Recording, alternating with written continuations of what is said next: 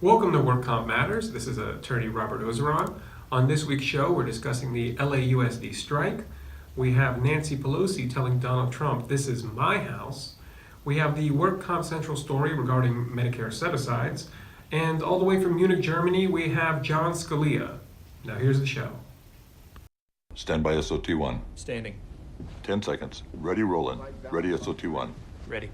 In 4, 3, 2, 1. Roll in.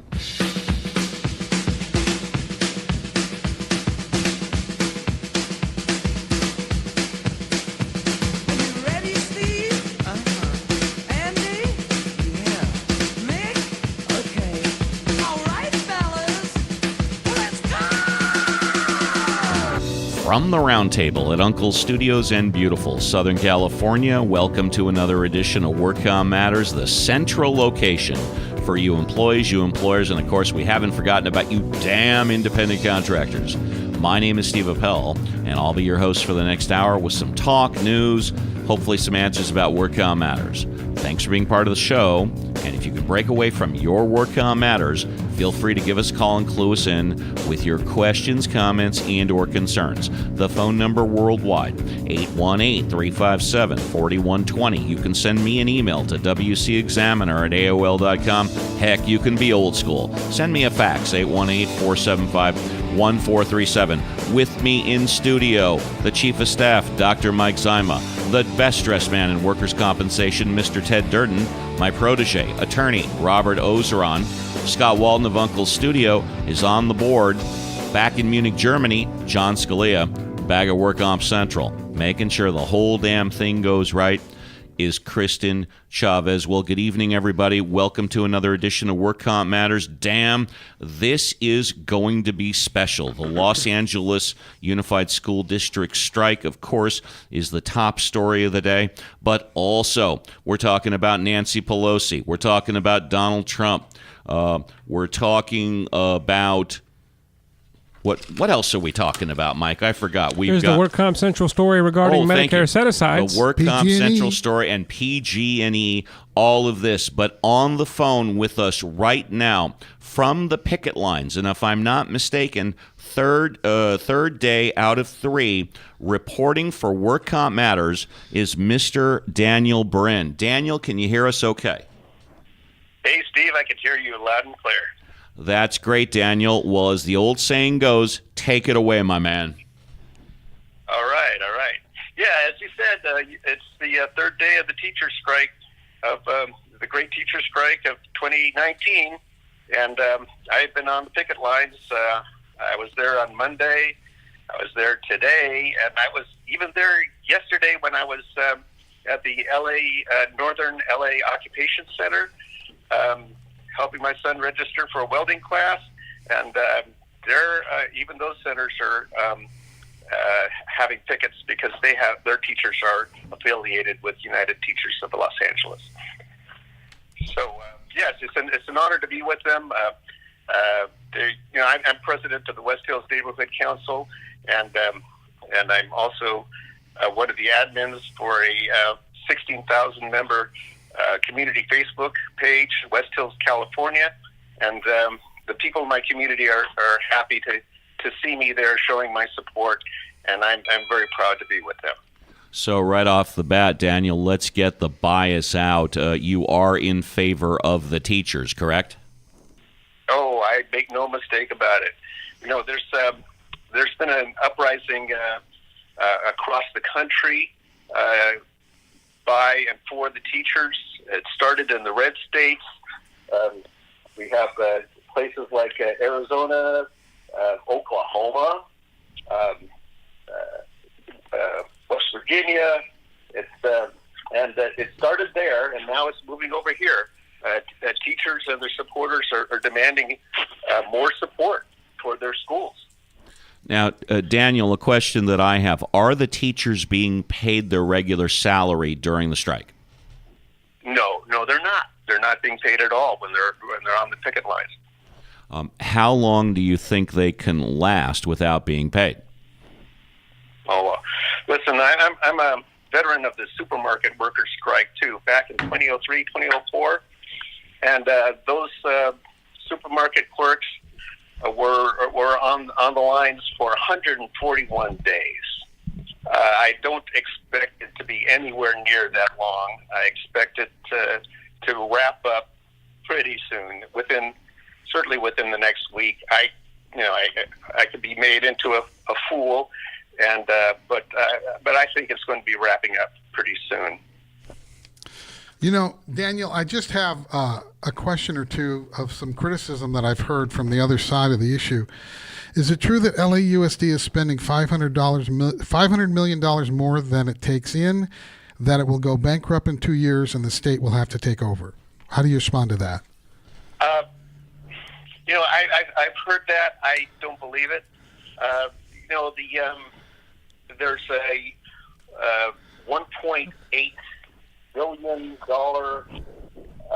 reserve fund, $1.86 billion reserve fund that LAUSD has, and every time in a 3-year cycle, they say on the third year they're going to run out of money. It's never happened. As a matter of fact, with each cycle, the amount of the reserve actually grows. So there's a lot of disagreement about that. I think that what's really going to happen is that the state legislature and LA County are going to pony up some extra money and help provide the cushion that the district actually needs to pay its bills. So I think we're in pretty good shape. Can I ask you, Daniel, do you think that the district has been fiscally mismanaged? I'm not an expert on that issue. The teachers union certainly thinks so. My late wife was an LAUSD teacher, and my late mother was an LAUSD teacher, and they both were convinced that there was a lot of waste in the management of the school system, that it was top heavy, and that there could be more of a focus on at the school level as far as expenditures are concerned. Hi, Daniel. It's Attorney Robert Ozeron. I got a question for you. He's not on. Sure. Oh. There's a switch on that mic. Which mic? There's a switch on this. You're on. I'm on. My mic is on. I'm sorry. One second, Go Daniel. ahead. Just ask the question. I heard this morning on the radio that a high percentage of LAUSD students, their parents, at least one, I believe at least 15%, is an illegal immigrant, and I believe 1 out of 20 LAUSD students themselves are undocumented, you can say, or illegal, whichever preference. How does that factor into this at all? Does it or does it not create the budget issues? Not at all. Not at all. It's that doesn't factor into the funding equations. But how about the classroom size? Back in the what was it, the 80s or 90s, that there was a movement to deny any kind of services to undocumented immigrants, but that was thrown out of court. Well, my question is. Go ahead, Robert. What about issues like the classroom size, which is an issue here? Isn't that one of those issues? I mean, I heard this on the radio, so I don't know how much legitimacy it has. It's just a talking point on the radio, but it makes me think, if those statistics are true, what effect does that have on the current conditions now? Robert's asking, what are the effects of the classroom size? I know from my research that the teachers are asking for a cap of 39 students per class for both middle and high school. What do you say, Daniel? Yes, that's. I would say that classroom size is probably the most important issue right now. The district and the teachers are very close in agreement on the on salaries and wages. They're somewhere between 6 and 6.5%, and there's some variation on how much retroactively that applies. But really, the difference between the two sides, as far as salaries are concerned, is minimal. This strike, at this point, is more about the students, the quality of education, the health of the students, the nurses, the need for nurses to be properly staffed at the schools, the need for counselors, and most of all, classroom size. And that's where the battle is being joined. All right. Well, Daniel, listen, thank you very much for coming on into WorkCom Matters and give us the report. If they're still on strike, and hopefully they're not, I'm hoping next week you'll come on and give us the updated report again. What do you say? That's great. I just want to add one more thing, Steve, and that is some remarkable support among conservatives in the community. I was surprised to see this, but we have a Republican on the school board, Scott Schmerlson, supports the teachers, and conservative business people really are lining up with the teachers. It's quite something to see. All right, Daniel, thank you very much. You take care. We'll be talking to you soon. Bye-bye. You too. Bye. And there goes Mr. Daniel Brin. What can I say? So, boss, I got a question go about ahead. that. And Mike, do you have my water? Well, I do. Yeah, go ahead. Go ahead. I'm know not where sure it is. Daniel gave me a direct answer about whether or not the radio I heard this morning was truthful or not truthful, or accurate or not accurate is a better term, as to the fact that does illegal immigration have an effect here? Has it come to fruition? Some of the effects of illegal immigration. It has to have an effect because they're in class, so they're making class sizes larger. There's no question about that. Now, the only issue... But wouldn't there be a sprawl, like a population density issue? I just don't know if illegal... At first, when I heard it, I thought that maybe it was kind of scapegoating, and then I thought a little bit more about it, and I thought, well, maybe with the classroom size, illegal immigration is part of the equation, or part of the earlier issues that led to this now. Well, I think illegal immigration is a part of a lot of issues that we have here in America. As far as even if you were to go to any emergency room, probably especially here in California, but in general across the United States, there are more illegal immigrants there than there are Bring the American out-of-box spin, the voice of reason. Please keep talking. So you think in the LAUSD issue now that that's one of the issues that's come to fruition? Well, sure. I mean, and no matter what vein you look at or how you look at it, if you look at DACA, the kids that were brought here illegally with their parents, there's an impact. As far as services are concerned, there's an impact. So you can't ignore it just across every aspect of the United States. Illegal immigration has an impact. I think ER is the big one. Well, actually, Ted, I mean illegal immigration as well as age discrimination, sexual discrimination, race discrimination, religious discrimination. I think it permeates all of our society. There is nothing that we can do to legislate those things away. They have existed We can forever. legislate away illegal immigration for sure. Okay, that's good luck with that. Good luck with Robert, that. how can you legislate away something that's illegal? It's already illegal. Right. Listen. So now you're talking that's enforcement. different. You're That's not talking enforceability. laws. You're talking enforcement. But we're talking about apples and oranges when you're talking about racism that is perceived in somebody. I'm saying that individual's all heart of versus these illegal immigration, issues which that is a I crime. mentioned permeate our society Right. in every aspect of our society. And again, when you're talking about to race, one degree or another. Well, we Right. can fix one of them for sure. Put it that way. which one? The illegal immigration. No, and what's the sure-all cure-all fix? No, I didn't say I know the solution. But I'm saying it could be Oh. fixed. Okay, it's a violation of a law. It could be fixed. Simple as that. All right. That's why what measures that's- you're willing to that's- take that's- to that's- fix it is a different story. That's why he's my protege, the total optimist. My name is Steve Appel. You're listening to WorkCom Matters.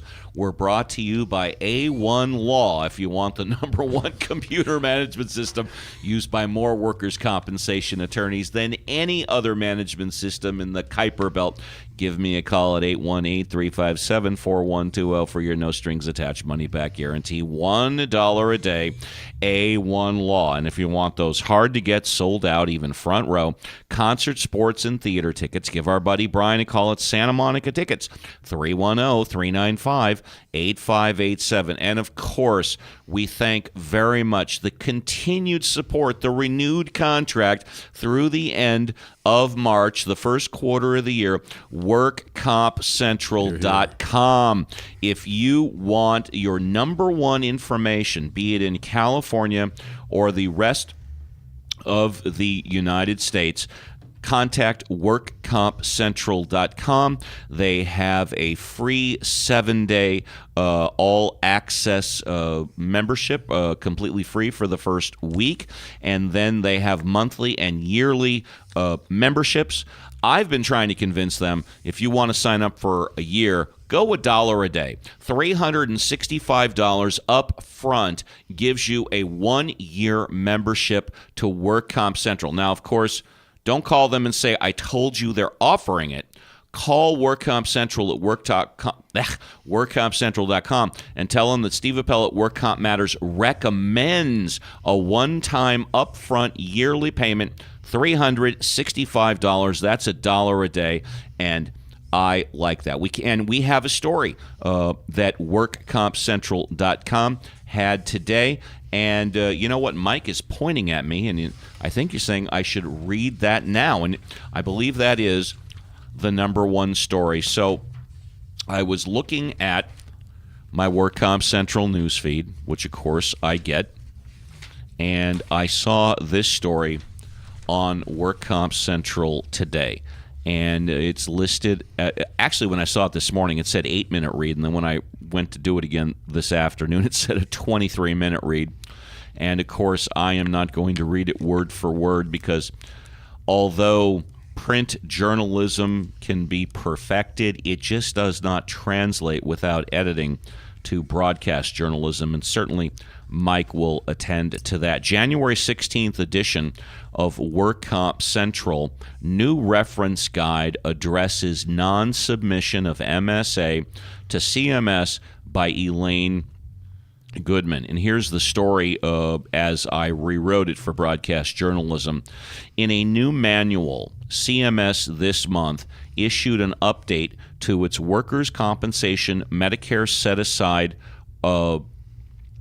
reference guide, now version 2.9. The reference guide now includes a statement that CMS review is the only process that offers both Medicare beneficiaries and workers' compensation entities finality. I'm going to stop reading for a moment and throw it out to the table. Now, we all know that when you start getting settlements, compromise, and releases, because the Medicare set-aside is not necessary and never done stipulations with requests for awards. You do a 6-figure, you do a 7-figure compromise and release. A Medicare set-aside is coming down the pike. Now, I'll ask Robert, firstly, how often do you get away doing a compromise and release at least $100,000 without a Medicare set-aside? Oh, not that often anymore, no. And what about CMS approval? The only time it would happen is if the client's an illegal immigrant, they don't have a social. Then you don't I have know to that deal I with it. do it on denied cases under $250,000. When my clients don't have socials, you don't have MSAs. Right, Okay. Exactly. So it's as a benefit to them. I did not know that. Yeah. So, but I do not do settlements without an MSA if it's required. Usually, it's the insurance carrier that's the cautious one. Absolutely, Yeah, they're the ones that are definitely. assisting on it. After all, they're the ones with the money. Medicare. The reason they would go after somebody is because my client spent the money. Yeah, are they going to go after my client who's surviving on a couple $1,000s a month and has, a couple thousand in the bank? Or are they going after the insurance company with a $50 million reserve? You know what I'm it's the saying? insurance company's ultimate liability. Yeah, I'm just happy they don't go after me. I'm just helping process this claim. There you go. The remainder of the story. When CMS reviews and approves a proposed MSA amount, CMS stands behind that amount. The agency states, without CMS approval, Medicare may deny related Medicare claims or pursue recovery for related medical claims that Medicare paid up to the full amount of the settlement, judgment award, or other payments. I know that there is case law where Medicare has gone off after the insurance company and or the plaintiff in a personal injury case. There's no documentation of Medicare ever going after a workers' comp insurance company or a workers' comp applicant ever. I had heard that same thing. The remainder of the story, Medicare set-asides are among amounts included in workers' compensation settlements to ensure that Medicare doesn't end up paying for the for the workers' compensation injury. They essentially figure that if you do a CNR, you got a Medicare set aside, that money is being put away to deal with the work comp injury. And like I said, if you get a chance, check out today's story, January 16th. New reference guide addresses non-submission of Medicare set-asides to CMS, and it's by Elaine Goodman. Thank you, Ms. Goodman. Thank you, WorkComp and WorkComp Central. And again, highly recommend checking out WorkCompCentral.com. Get an all-access subscription. It's completely free, no obligation, 1 week. And if you like it, call them up and tell them Steve Appel at WorkComp Matters said you want a yearly subscription for $1 a day, payment up front, $365. Well, let's see. We're going to go with the next news story of the night. And then, of course, we've got John Scalia coming up. We've got a musical break. We also have information about Nancy Pelosi telling Donald Trump, F you, this is my house. But with the next news story of the night, he's my right-hand man. He keeps me in check and out of trouble at least 90% of the time. He's the doctor, Mike Zima. Thank you. And follow up to the strike, approximately 32,000 LAUSD teachers went on the picket lines this past Monday demanding lower class sizes, higher salaries, more counselors and nurses in over 1,000 schools. That seems like an awful lot of schools. I mean... Yeah, 1,000 schools. And also, if I'm not mistaken, there are anywhere from 550,000 to 650,000 students. So this strike affects probably over 250,000, 250,000 families.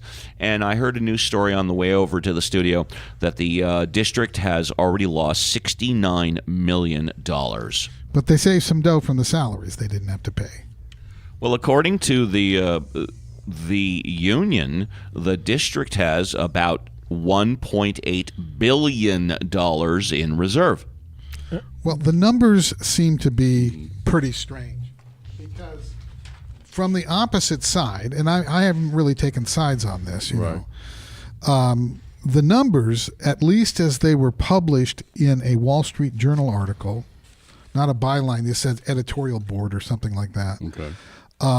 That they annually spend $500 million more than they take in, and that insolvency is almost a certainty, and it's because of various contractual arrangements that they have entered into, like early retirement. Sure. You know, and on the other hand, that's why people. That's one of the enticements to go to be a teacher. We've talked about pensions, retirements, and people living longer than originally expected, and that's just killing the budgets. Well, yeah, because if you think about it, when you become a teacher, you reach tenure in 2 years. Is that right? Oh, yes. I thought it was 7. No, it's 2. It's unprecedented.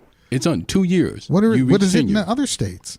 Oh, in other states, like Steve said, it might be 5 years, it might be 7 years, which is even the average for college professors. But in the LAUSD school district, you reach tenure in 2 years. And teachers in and again, I know this is not Los Angeles, Southern California, but teachers in Virginia and Oklahoma, average medium salary about $45,000. Here at the LAUSD, $75,000. Well, Cost of living. Yeah, exactly. I was going to say that. Yeah, because the cost of living here in California is nowhere near like it is any other place in the country. The retirement benefits and your pension is based on a percentage of your salary. Absolutely, and that's what's breaking the bank. That is exactly what is breaking the bank, and that is exactly what happened to the demise of the auto industry, and That's which true. is in a lot of states, it's the pension money that's paid to firefighters, police officers, civil employees. That's the city budgets. It Ted, listen to this busted figure. 100%. Listen to this figure. K through 12 spending, this is allegedly, K through 12 spending has increased 70% since 2012, but pensions have eaten up most of it. Oh, absolutely. Absolutely. But don't And- they and- have actuaries who are supposed to look into this and tell you can't cross this limit, you can't give this out, this is an unfunded liability? All pensions and retirement benefits are unfunded liability if for the rest of your life. The question is, Well, they're paying into it, but yes, they're living longer, I understand. they're living longer. Right. It's, you know. And, But- and when you take a look at the way that the contracts are created, there are certain increases that are automatically built in that you just can't get around. But also, let and me that's just what happens. Take a step back. When these contracts were written, people were still living the same length generally. Okay, this is just bad business management. Okay, this is not like all of a sudden we discovered modern medicine. Well, there's plenty of during mismanagement LAUSD. to go around. That's for dang sure. but if you take into consideration what you're saying is absolutely correct. There's a phrase that I use as grandfather. So if you have a contract that's been in place, they're not going to come in and negotiate for less. They're always going to come in and negotiate for more. So the starting point is always going to be the original contract that's been in place. Of course. And that's exactly what happens. So you have steady increases. What has always frustrated me as far as the unified school district is concerned is reluctance of the teachers at large and all the unions, unwillingness to tie teacher salary to not productivity, but how many students graduate, what the grade point Well, the average union is. really fights that. Oh, tooth they and fight. nail. They Because fight that the tooth and nail. LAUSD is the worst in the country. Come on. Now, no, it's a documented fact. Absolutely. I mean, we are 50th Performance. out of 50 in quality school districts. Additionally, I think Daniel indicated, but according to more research that I did, the teachers are asking for a 6.5% increase. The district is offering 6%. Okay, 0.5%, no big deal. Teachers are asking for 2.5 years of retro back pay of the interest, which seems like a lot, but the district is offering 1.5 years back pay. So it can't be that bad. Additionally, the teachers want a minimum of one nurse at every school, and there's about 1,000 schools. Now, if you simply figure, hypothetically, $50,000 a year per nurse times 1,000 schools, that's $50 million for a nurse at every school. They also need an extra counselor. They're demanding an extra counselor. If you just rational, and I don't know what nurses and counselors cost, but again, another $50,000 a year, that's another $50 million. There's $100 million right What does there. everybody think? Does the district really have 1.86 billion bucks in some vault somewhere? And it's very possible. There's always, and that's across the board, where there has always been a surplus of monies that have been raised due to taxes or for whatever reason that city councils simply sit on. And they do absolutely nothing with it. Oftentimes I see, and I'm sure you guys have noticed it too, if you take a look, it's always amazing to me that between the months of September and December, there's a flurry of activity on road repair, construction. That's because money has been sitting in there, and if they don't spend it, they're not going to get it allotted as follows. And that's exactly what happened. And again, It's Michael Douglas in what movie about 20 years ago? He plays the guy that lost his job. He says, "There's nothing wrong with the street." Thank you, falling down. Scott. Exactly. Falling down, Michael Douglas. And Give I it tell you, give it a look. Like I was saying just a moment ago, I wish that they would tie teacher salary to performance. You want to be a team player, Never happened. be a team player. And I'll give you the best example of that. You look at somebody like Magic Johnson, someone of his caliber. In order to make a Lakers team better, he said, I'll take a reduction in my salary so we can get this player, we can get that player. So to what Steve was saying a moment ago, as far as to bringing a nurse in every school or bringing an extra counselor, I don't have a problem with that. But you want them to make a sacrifice. But right, exactly. So why doesn't the teachers union said, okay, in consideration of that, then we'll back off this percentage of salary increase to offset that cost. Because if it is truly in the interest and benefit of the children, which you laud and you claim and Yes. you proclaim so loudly, then why don't you do that? Otherwise, to me, it's hypocritical and it's insincere. You're speaking my language, baby. My name is Steve Appel. You're listening to Work Comp Matters. We're brought to you by A1 Law. If you know it, the #1 computer management system used by more workers' compensation attorneys than any other system in the damn Kuiper Belt. Give me a call at 818-357-4120 for your no-strings-attached money-back guarantee, $1 a day, A1 Law. And if you want the #1 online site for news, education, blogging, about workers' compensation, workcompcentral.com. That's workcompcentral.com. They will give you all the up-to-the-minute best place for information in both California and the rest of the United States, workcompcentral.com. You can give them a call, sign up for a free 7-day subscription, all access, or tell them that Steve Appel at Work Comp Matters recommended a yearly upfront subscription, $365, $1 a day.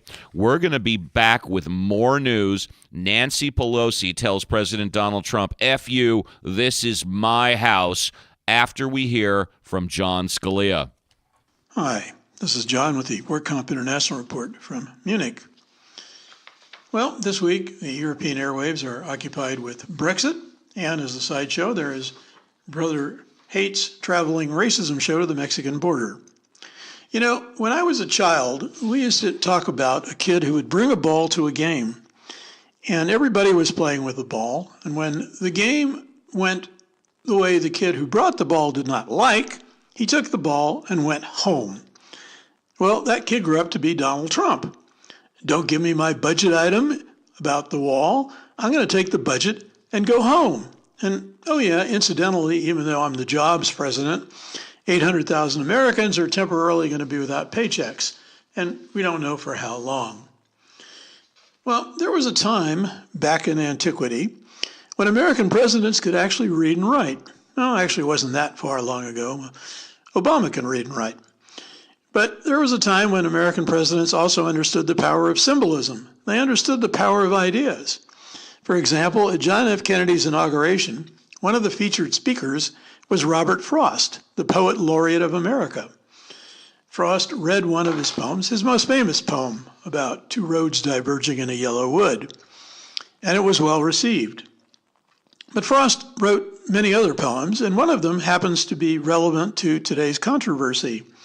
It is called Mending Wall. So I'm going to read you a couple of short excerpts from the poem. Mending Wall by Robert Frost. Something there is that doesn't love a wall, that sends the frozen groundswell under it, and spills the upper boulders in the sun, and makes gaps even two can pass abreast. Before I built a wall, I'd ask to know what I was walling in or walling out, and to whom I was like to give offense. Something there is that doesn't love a wall, that wants it down. You see, Frost understood the symbolism of a wall. A wall says, I don't want to talk, I don't want discussion, I don't want reason, I just want a barrier. The most famous wall in the world, of course, is the Great Wall of China. Well, that was actually a fort back then. In modern times, probably the most infamous wall was the Berlin Wall, which was a universal symbol of oppression, a universal symbol of a regime that was against democracy and imprisoning its own people. Walls are what surround prisons. And apparently the president we currently have doesn't understand this. As you all know, I think Trump is both sociopathic and stupid. His behavior certainly supports both. What do sociopaths do? They lie a lot. And what did Trump just say about the wall? Oh, I never said Mexico was going to write a check. Well, okay, but you said Mexico is going to pay for it. So if they don't write a check, I assume they're going to pay some other way.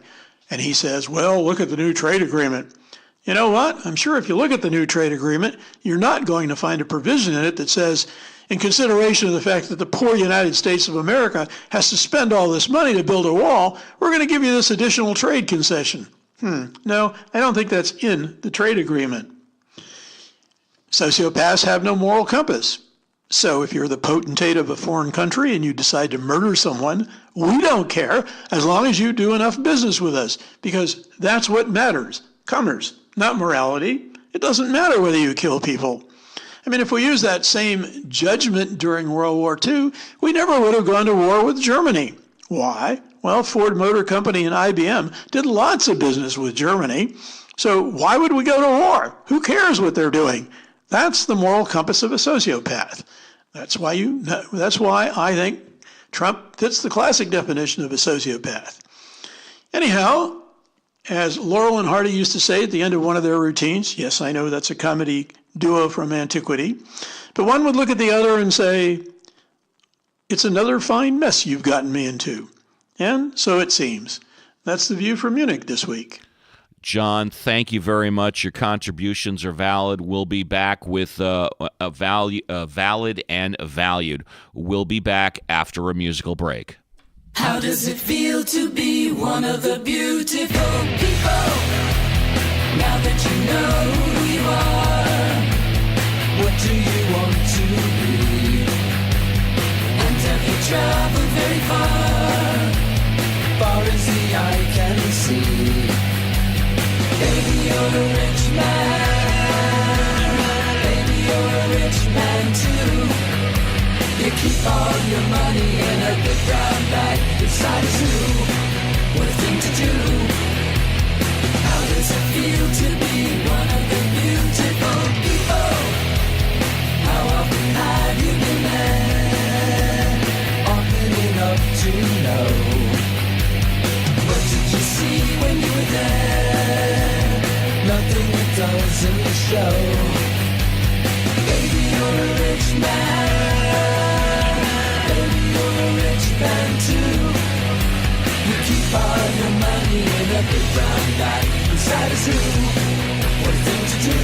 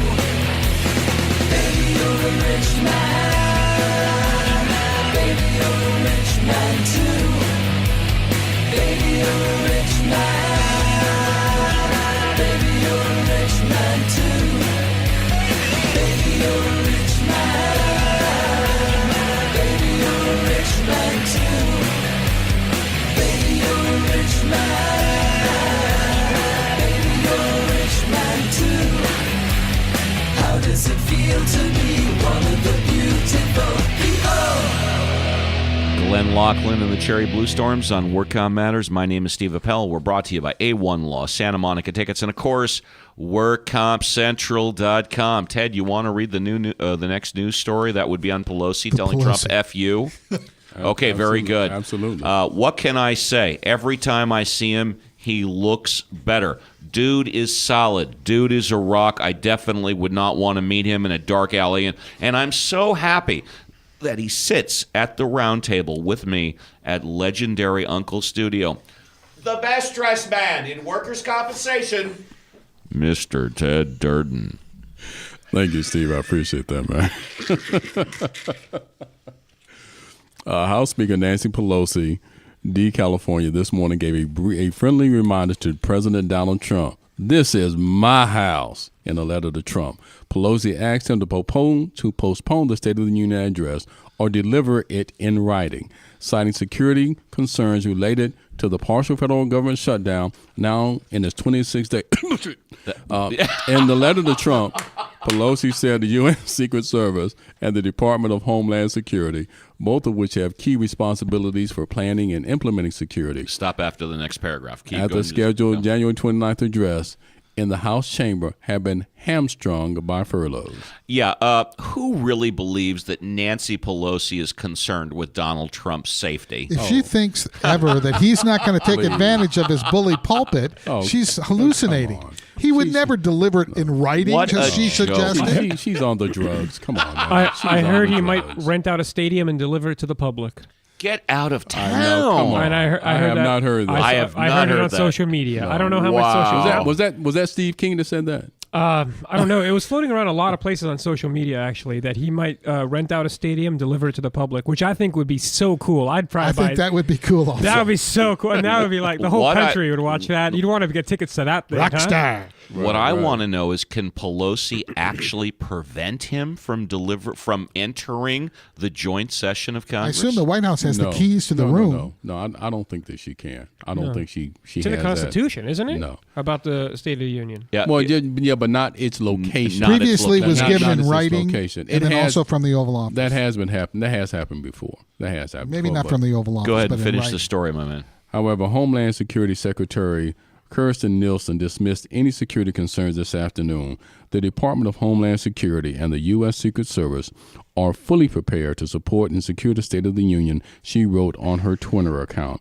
Pelosi added that Trump is welcome to deliver the State of the Union from the Oval Office. I'm sick of the political posturing. I'm just tired of it. And of course, I've said many times, I said it last week, I'll say it again. In my mind, there is no excuse for a government shutdown ever, no reason, no matter what. And when there is a government shutdown, all of you senators, all of you House of Representatives, Trump doesn't get a salary. None of you should be paid during a government Some shutdown. congressman And from by- somewhere submitted a bill Crenshaw. like that. And- Where's he and from? by- Dan Crenshaw? I don't know. He's the vet. He has one eye. He has that eye patch. Okay. Well, there is one senator, I believe is a senator, whose name escapes me right now, has agreed to donate his or her salary to various charities, during the shutdown. That's nice too. I am hopping on a plane within the next week, and I don't have the warm fuzzies. I think you're nuts. Pelosi's really picking at Trump, huh? Pelosi's really trying to pick at Trump every chance she And gets. she's poking the bear. Yeah, she's poking Robert, good. go ahead and search out that PG&E story. He's my Number 4. He's my protege. He's been a workers' compensation applicant attorney for over 6 years. I discovered him. I taught him everything he knows for the first 6 months of his career. For the last 5.5 years, he's been doing it on his own. With the next news story regarding PG&E, attorney Robert Ozeron. Pacific Gas and Electric's former CEO, Geisha Williams, will receive a severance package of approximately $2.5 million as the utility gears up to deal with Chapter 11 bankruptcy. It's not geisha, it's geisha. Robert, you said it right, but whoever said that, stop making fun of my news stories. Come on. PG&E's board of directors has appointed company vice president John Simon as temporary CEO while a search for a suitable full-time replacement begins. PG&E has reported damage to the 115,000 volt transmission line just minutes before the fire sparked. If it is found to be at fault in the campfire, the utility may face charges of homicide, according to State Attorney General. Yeah, apparently they could have turned off the power, and supposedly the rumor is that someone advised them to turn off the power, and they said, no, we're Right. leaving the power on. Yeah, the but- rumor. It's a rumor. So help me understand something, though, because I heard this story. It broke a few days ago. Why are they filing Chapter 11 bankruptcy? Because they have so much liability, They potential liability. have 10 to 12 billion in assets, and they're being sued for over 30 billion. By the Victims, victims? Various insurance companies, reinsurance companies. I think they just calculated their liability. Okay, so what they're doing, they're just being proactive in the event that they lose. Yeah. Well, Okay. I think also a lot of the carriers immediately submitted their subrogation claims. Probably just did it in mass. And see, here's the thing. You've got reinsurers that are declining coverage to the insurance companies. Wow. So the insurance companies own tens of billions of dollars. They get their reinsurance, and the reinsurance is giving them the one-finger salute, Right. saying your client did not act reasonably, and it was foreseeable that this would happen. Well, didn't We're Brown- denying coverage. Didn't Brown sign a bill about a year ago to limit the liability that of was the at utilities? that one time. Yeah. Mm-hmm. Well, where is it now? I mean, Robert, what happened there? I If don't you know. I don't know if it was ever actually enacted, wasn't it? He signed it, you said? Yeah, it was about a year ago. Do you remember that, Ted? I do, yes. It was a bill that would allow PG&E to raise the rates of the users to pay for the malfeasance, Wow, for here it lack of comes. better words. Right. They better prove intentional conduct on whatever. They're talking criminal. Where's the mens rea, counselor? Yeah, obviously a reach, but you got a serious issue. The campfire, there's people just killed right there on the road, a dozen people or something like that. Cars were melting in the middle of the street. But just innocent citizens, you And there know? were firefighters that died as a result of that, too. Yeah, awful. Road diet. I told you guys before about that road diet. But after that, of course, comes the mudslides. And a great segue to my next story. A year after deadly mudslides swept through fire-devastated California, cities killing folks, residents of 100 homes in burn areas today have been told to pack up and leave as current storms once again threaten their lives. And on that note, let me just put out there to the table. What do you guys think of the threat that Trump made to cut off funding because of California's failure to properly? I just think it's more hyperbole. He doesn't know what he's talking about because, firstly, it's hyperbolic. It's FEMA. It's federal. It's Correct. federal. You know, the And I Santa don't- Monica Mountains are federally owned.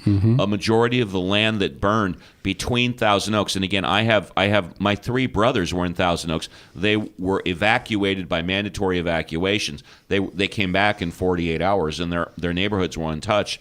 But that area between Pacific Coast Highway in Malibu and Thousand Oaks, most of it is federally owned land. Santa Monica Recreation Area, isn't it? So, and I don't even think does he have the authority to stop FEMA from sending money to fire ravaged He's just areas? being hyperbolic. I know it is, but why even put that out there? Of when, course, when you're that's his affecting main- hundreds of innocent victims here. Well, it was just beyond the pale. to me. Maybe Scalia is right. Maybe he is psycho crazy Looney Tunes. Obviously, we have been think- mismanaged in California in various ways in a lot of departments, right? So he's not incorrect probably on the merits, but obviously when he says things at a time when it's sensitive, not good. Tact is not good one of tact. his, Yeah, but we never Tact accused is him not of. one of his strengths. We never Thank you, Mike. accused Trump of And having I'll good tell you, tact. and I'll tell you what I really think was behind it. I think he got pissed off because of what Gavin Newsom said about the wall. I think that's why he made the What did comment. Newsom say? Well, no, he told him to get over the wall. It's not going to happen. There are more important things that we need here in America than a wall at the border. Well, Newsom's district is filled with homeless people and heroin needles. And I now can't he's- stand him anyway. Okay, yeah, and then he slept with his best friend's wife. So this guy is just, man. He's supposed to be reformed. You never know. Sometimes when a judge hits the bench, they change in their personality. They become kind of Oh my goodness! esoteric. They become more detached and more philosophical. It happens. It happens. They become more detached and they become even wiser. It's possible that if you elevate, I can only hope. Put it this way: he's our quarterback, right? We can't pull him for the backup. We're not like that. We have to go with Newsom. So good luck, right? And speaking of that, if you guys want to go to number 7, shutdown impact on Native American tribes. Native American tribes are facing food and drug shortages as the government shutdown stretches on.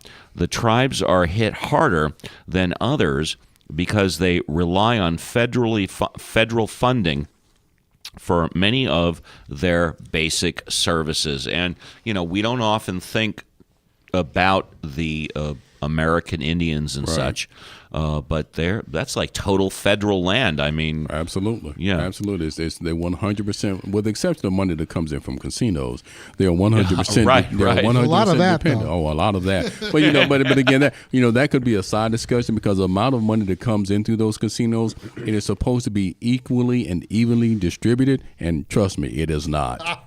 I know the tribes that have casinos. If you want to make a claim to be a part of the tribe, there's a lot of loopholes. Will 4% Oh, work? sure. Well, there are standards that are required. I know the federal government has it. What is the course there standard? are. Do you guys know? Talk It's about like Pocahontas. 1 out of 8. It's 1/8 or something like that to be. No, I think it's a little bit. I think it's a little bit more than that. I think it's close to almost 25%. Yeah, definitely. It's like almost one I would grandparent. qualify because I'm 1/3 Cherokee. Let's get you in a casino and demand a share. No, I'll pass. My client demands you and me. Let's go. We can do this.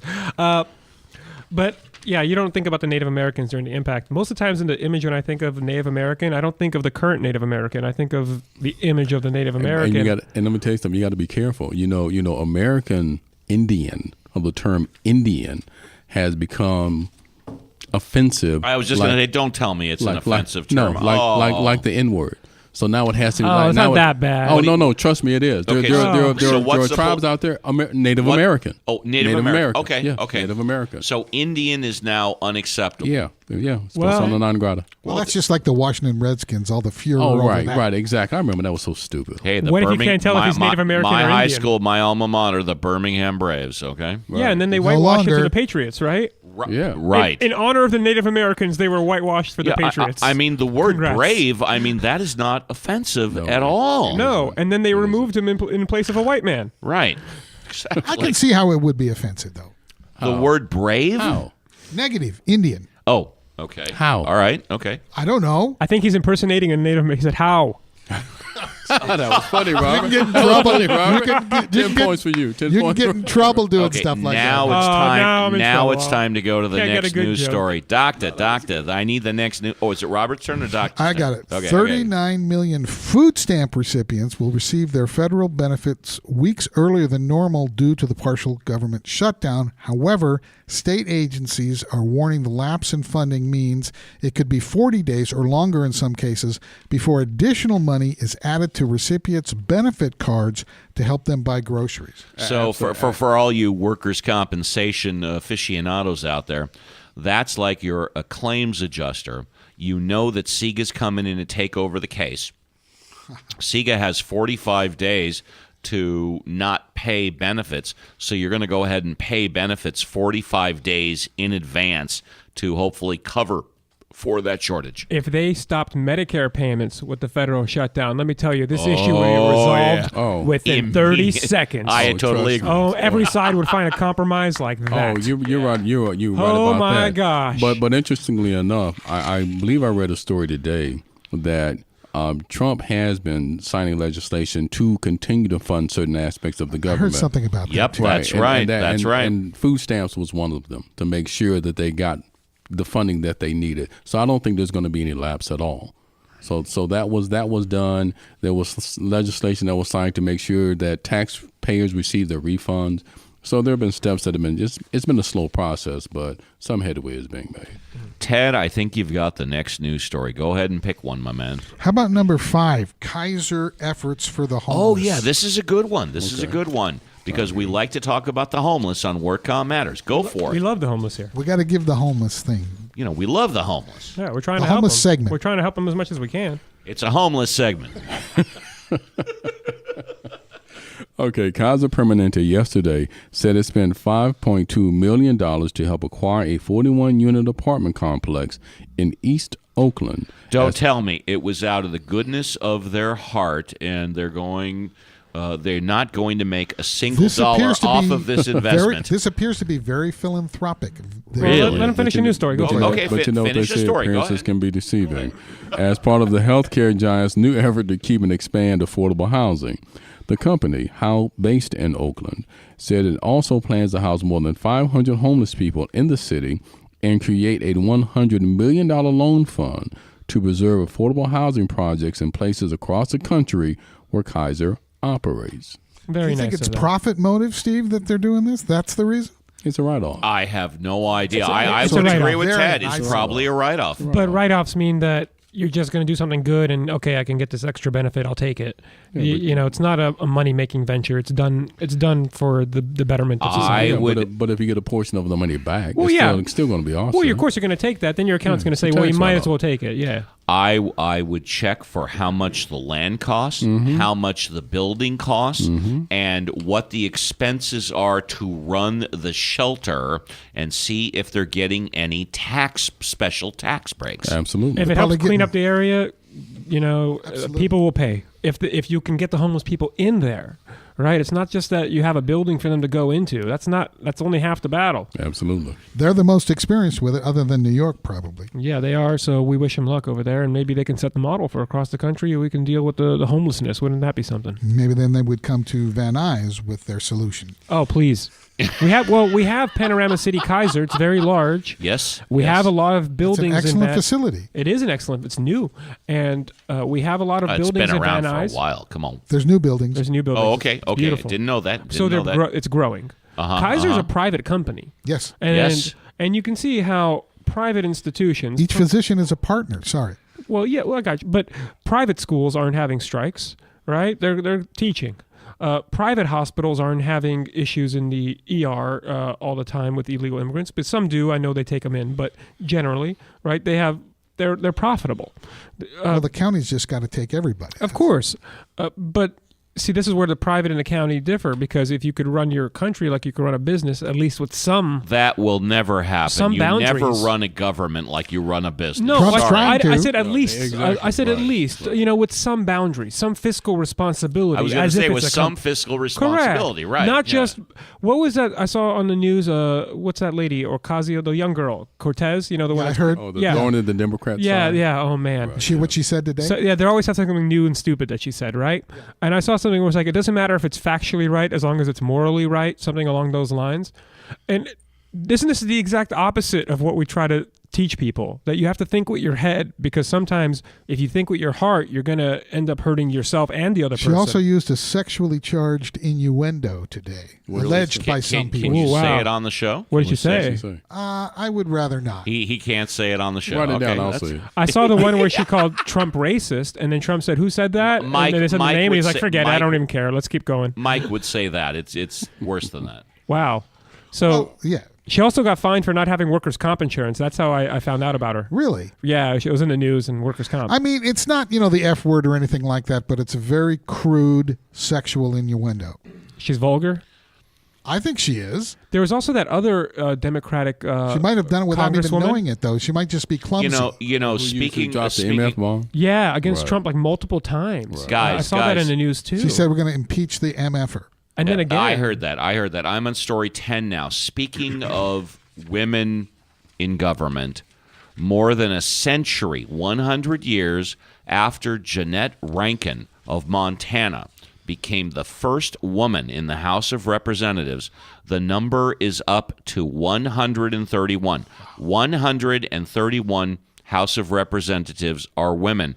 And with 20 women representing the state of California, that leads the pack. Congratulations to California. We now have a really mismanaged government, but at least we have a lot of women. At least we have a lot of women in the House of Representatives, right? Are you trying to make a tie-in, Robert? I don't Is that- know. Is that what you're trying to do? No. It looks like the men screwed it up, and now we're putting the women in place at the last second. Do we have 54? Do we have 54 House of Representatives representing California? Give or take. No, it's in the hundreds, You sure? isn't it? No, I believe. Okay. No, I believe Mike's correct. I believe he's correct. Yeah. Hundreds. The It's reps, in the hundreds. total reps. 270 or so. No. Wait a minute. No. That's Stop. not We're not right. talking about the state legislature. We're No, talking about stop. the federal. The total number of United States House of Representatives is approximately 540, 550. I'm claiming that about 54 of them, like 10%, are in California.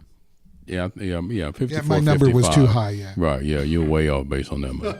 Man.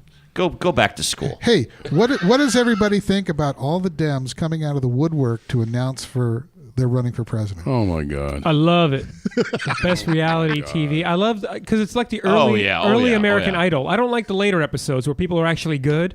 You just want the early episodes where people strike out real bad and embarrass themselves. That's the best. Like Survivor? Yeah. And then after people are actually involved, then I'll start to check out. Guys, I have absolutely hate it. have you heard of the dude Beto O'Rourke? Yeah. I heard Yeah, of- his name the is guy, Robert. the god of San Antonio, right? Yeah, he's a white guy named Robert. He just took on this Spanish persona at the last minute, apparently, in his life. It's a real midlife crisis. That's hilarious. Ted Cruz barely beat him out. Correct. He's about 46 to 48 years old. Right. Admittedly, when he was in high school, he was arrested, A, for drunk driving, and B, for being intoxicated in a public situation.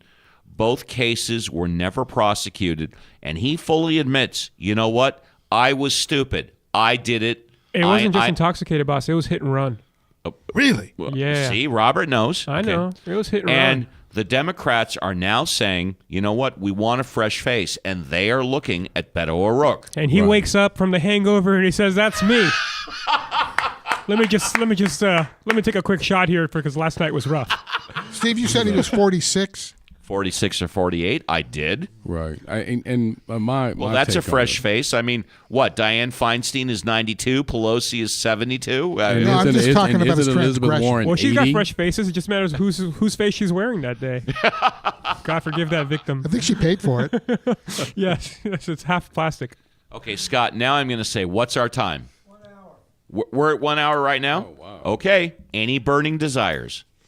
Anybody want to say anything? Everybody be careful. Regarding the LAUSD, I want to come out in support of the teachers. I do believe that there should be a nurse in every class and adequate staffing for the students. You so they and can Daniel actually, Brings should have a drink and have a lovey-dovey session. Because- Please continue. I mean, now I'm going to get real campy. Children are our future, right? I want them to have the same childhood that I was able to have, which was the safe and secure model of a school where you didn't have all these mass shootings, you didn't have lack of equipment, lack of teachers. It's just kind of crazy to I'd like think to about ask this. Ted a question before we go, if it's okay. Ted, how come our school district, Hart, in Santa Clarita, has had labor peace since the inception of the district, I believe? Why? I'm assuming they're on a separate carve-out contract because I know Property tax, probably. They're not LAUSD. They're not LAUSD. No, they're completely separate from Go it. ahead. Go ahead. They're Go not. ahead. Go ahead. I think because of the fact that the William Hart Unified School District has a different agenda than the LAUSD. Really? And I believe so. And I mean it in this sense.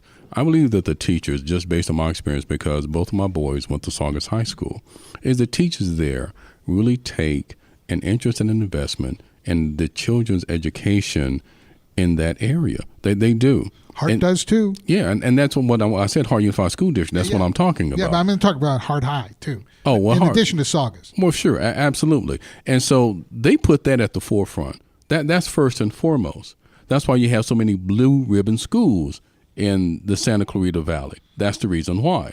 In my opinion, the LA Unified School District, they're more money driven. They're more benefit driven for the teachers that they employ. The unions push hard for that. I wonder what kind of deal the Hart district teachers get. I mean, like retirement at 55 with no cost for health insurance? Well, I would imagine that the package that they put together, again, reflects the concern, the genuine concern that they have about the education of the youth in that area. And I firmly believe that that is what drives them. They have some of the same issues there that they do at the LA Unified School District.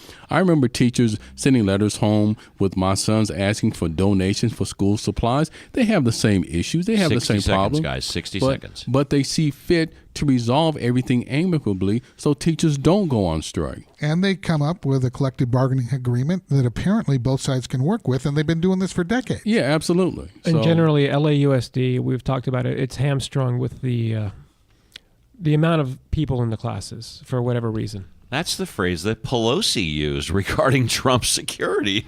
Yeah. So this looks like it's one. See, this isn't just one problem: homelessness, illegal immigration, the school system. This is kind of like a soccer ball with tiles. Okay, it's all one of the tiles of the ball. A soccer ball with tiles. Please continue. Well, you've seen a soccer ball, right, boss? Yeah. Yes. The construction has tiles, right? Yes. So it's part of a whole. I think of the law It's an that apt way. metaphor. Well, we talk about the law that way. The law is a whole versus one subject when you're learning it. It's difficult when you're only looking at one individual. Difficult now. The law is a soccer ball with tiles.